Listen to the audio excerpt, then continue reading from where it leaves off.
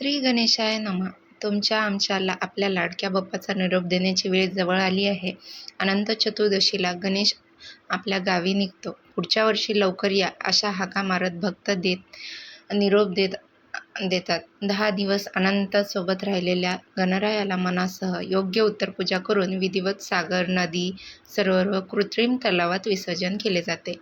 भक्त यावेळी पुढच्या वर्षी लवकर या म्हणत आमच्यावर कृपा करून आमचे विघ्न नाश करा अशी प्रार्थना करतात. यंदा अनंत चतुर्दशीवर पंचकची सावली आहे.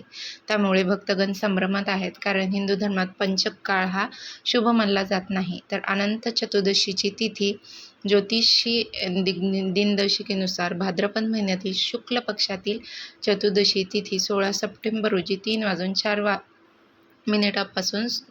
सुरू होऊन 17 सप्टेंबरला सकाळी 11:44 असणार आहे. तर उदय तिथीला आधार मानून 17 सप्टेंबरला अनंत चतुर्दशीचा सण साजरा करण्यात येणार आहे. तर अनंत चतुर्दशीच्या दिवशी पूजेचा शुभ मुहूर्त ज्योतिषी दिनदर्शिकेनुसार लाभ चौघडिया सकाळी 10:43 ते 12:15 असणार आहे. या काळात तुम्ही पूजा करू शकता.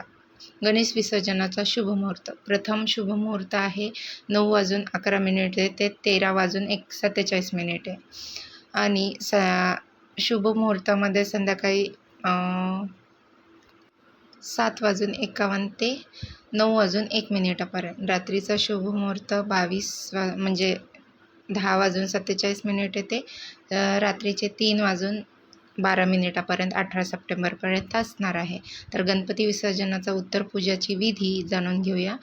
तर गणपती विसर्जना दिवशी म्हणजेच आपल्या अनंत चतुर्दशी दिवशी सकाळी लवकर उठायचं. नेहमीप्रमाणेच गणपतीची षोडशोपचार किंवा पंचोपचार पूजा करायची आहे. गणपतीला आवडणारे मोदक, लाडू, मिठाई यांचा नैवेद्य दाखवायचा आहे. गणपतीला नवीन वस्त्रे अर्पण करावीत आणि तुम्हाला गणपतीला जे मोदक वगैरे आवडतात ते तुम्हाला बनवायचे आहेत आणि स्क्रीनवर दिलेला जो मंत्र आहे त्याचा तुम्हाला जप करायचा आहे.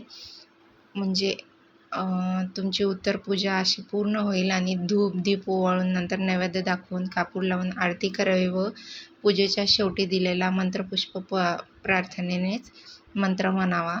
नंतर एका कपड्यात सुपारी, दुर्वा, मिठाई आणि काही पैसे घ्यावेत. या वस्तू त्या कापडात गुंडाळून गणपतीच्या मूर्तीजवळ ठेवाव्यात.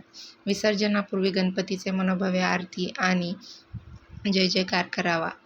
गणेशोत्सवाच्या काळात मानवधानाने झालेल्या चुकांबद्दल गणपतीकडून क्षमा याचना करावी. गणपतीच्या मूर्तीसह पूजा साहित्य, हवन साहित्य आणि अन्य वस्तू विसर्जित कराव्यात.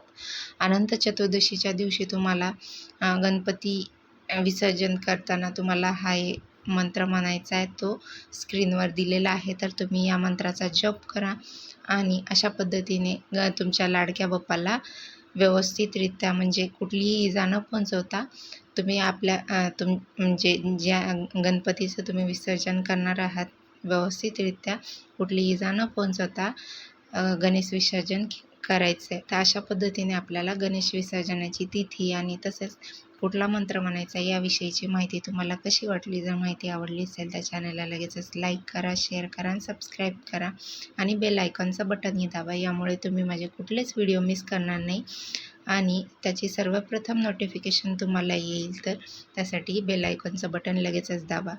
तर आजच्या पुरते एवढंच. भेटूया आपण नवीन माहितीपूर्ण व्हिडिओमध्ये. तर सर्वांना श्री स्वामी समर्थ.